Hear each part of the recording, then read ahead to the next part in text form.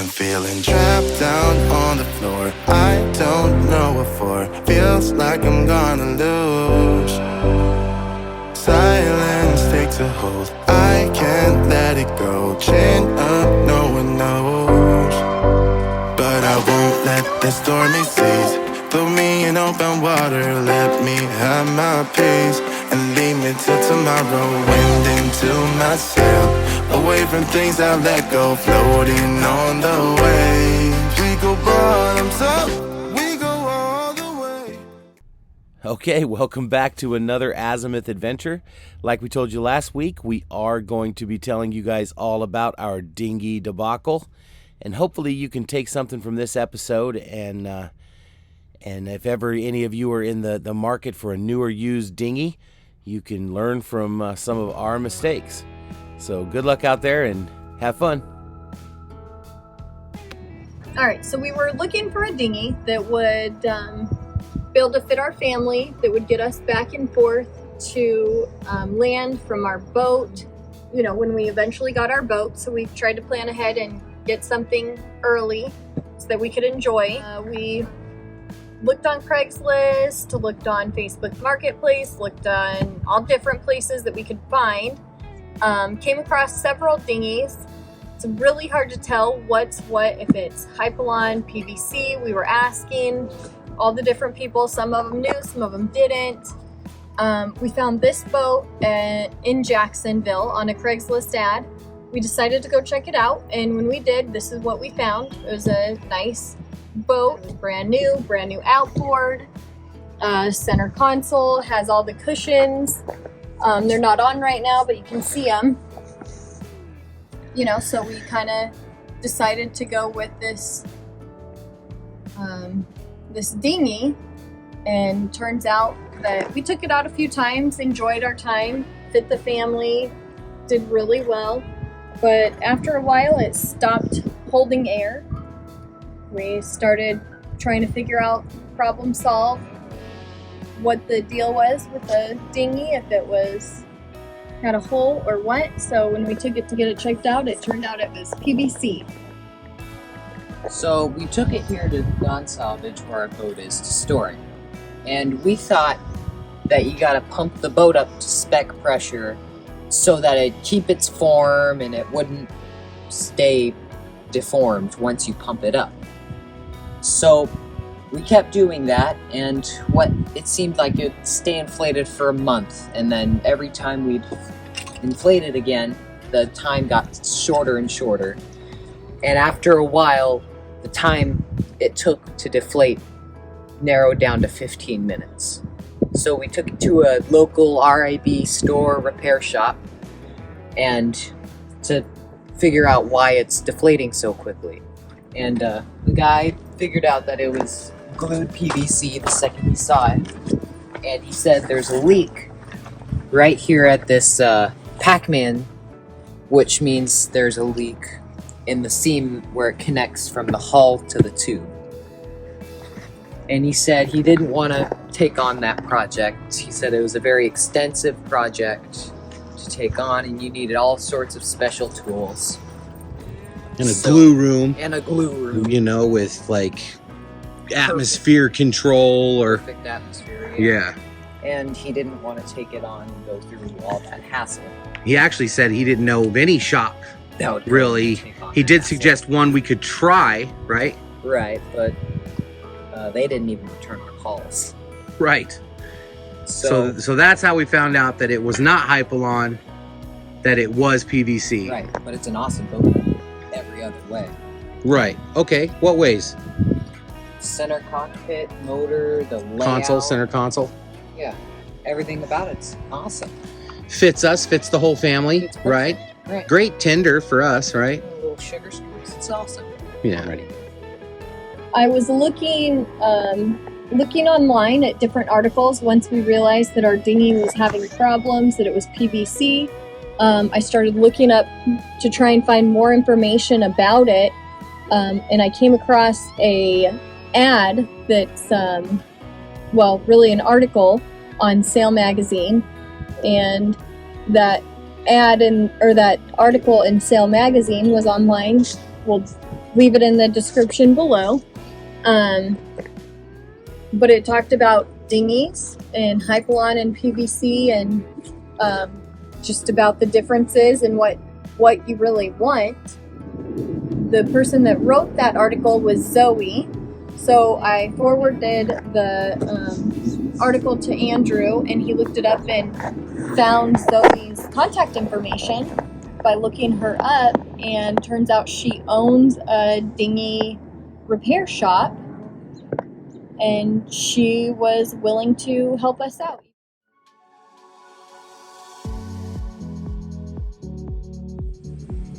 So we got a lot of goofy stuff going on with this boat, and we know he's losing a ton of air in this port aft chamber.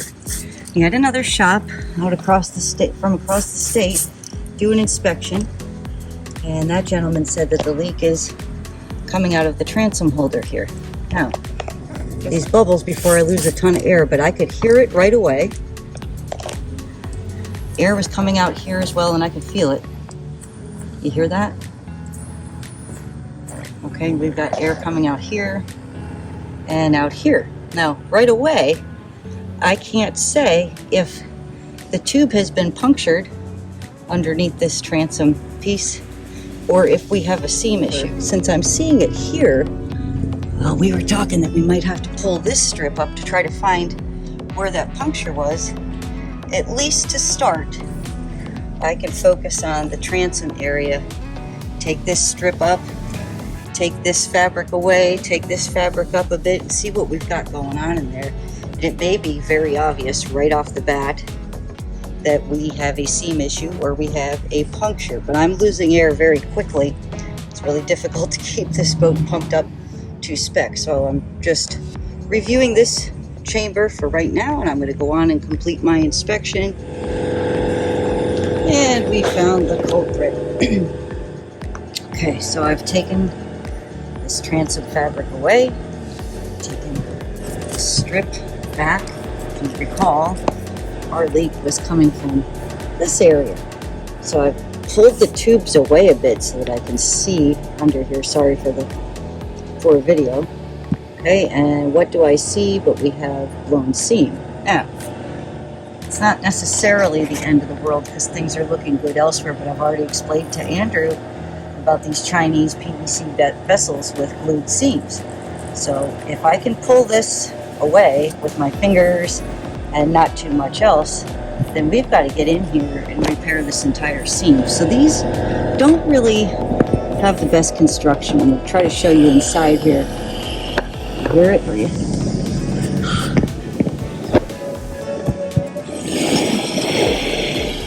Not much holding these seams together. So we need to pull the tubes away from the transom. We need to deal with the seam. I would put an inside patch in there, a reinforcing patch, and then put this fabric back to the tubes and back to the transom, put our transom fabric back. It's quite a bit of work, and right now, because I don't have the tubes pulled all the way back, I don't know where our seam issues will end. But everything is looking good on the boat. I mean, all the accessories are attached and whatnot, so. Okay, so what I've done is taken the area of damage and gone well beyond that in both directions to clean, prep, reglue that seam and make it strong again. We still have to remove more of the tube away from the transom area because we are going to go ahead and do exterior sealant as a reinforcer just from somewhere in here all the way back. And then we're going to we got to let that cure. So that's going to go on today. As soon as I finish pulling fabric, we're going to let that cure, come back and do a reinforcing patch on the top.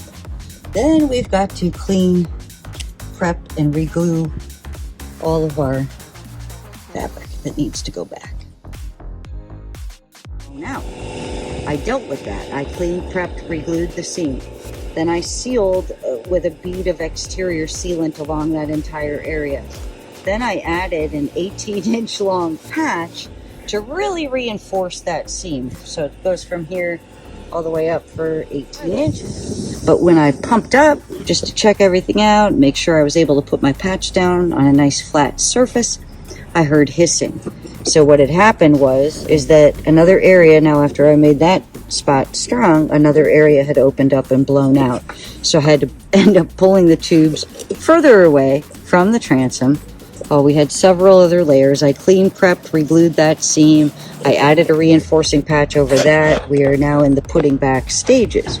We were finally able to pump up the boat, just briefly to spec pressure to inspect and look for other leaks or other blown seam areas. And wouldn't you know, we saw a leak on the starboard side right here. So Keith, sorry for the noise, Keith has been working to pull the tubes away from the transom. And what we find here is blown seam. Now, this is not something that could be seen or heard before because we needed to get that port side under control. So today I am working on putting back together the blown areas and detached areas of this seam. We'll come back and do a reinforcing patch. Keith is now prepping to remove all of that adhesive that you see in there so that we'll be able to, once our seam repair is complete, we'll be able to get the tubes back up to the transom and then start our putting back stages of all of the surrounding fabric. Check it out. Aiden got to drive us clear across the state when Zoe gave us the call to pick up the dinghy. She said it passed inspection, that it's good to go. We can take it back out on the water. One of the reasons why we decided to get the dinghy before we were actually done with the Irwin restoration was because we wanted to be able to get out on the water and have some fun and remind ourselves why we're doing what we're doing. We absolutely love the ocean. We love being out on the water. We love fishing. We love exploring islands. And we're really excited to be able to do that again now that the Azimuth Dinghy is back in the fleet and seaworthy. And we are so thankful that we met Zoe. And we're very, very thankful for her taking the time and the professionalism that she provided and the customer service that she provided, making sure that we're safe and that we can get back out on the water. Be sure and tune back in with us next week for next week's episode as we start putting the new systems back on the motor. Sure. Are you a fish cowboy? Yeah, and then I'm going to rope a fish. You're gonna rope a fish? What is it? Is it still like 2.5 feet? Yeah, Get in my belly. I'm going Doesn't have a shower, but I to don't know. cook. I'm gonna catch it and cook it. Yeah. I'm going to rope it. I'm so excited! What? I'm so excited! Oh my goodness. I love the beach before. First time beach. Let's go.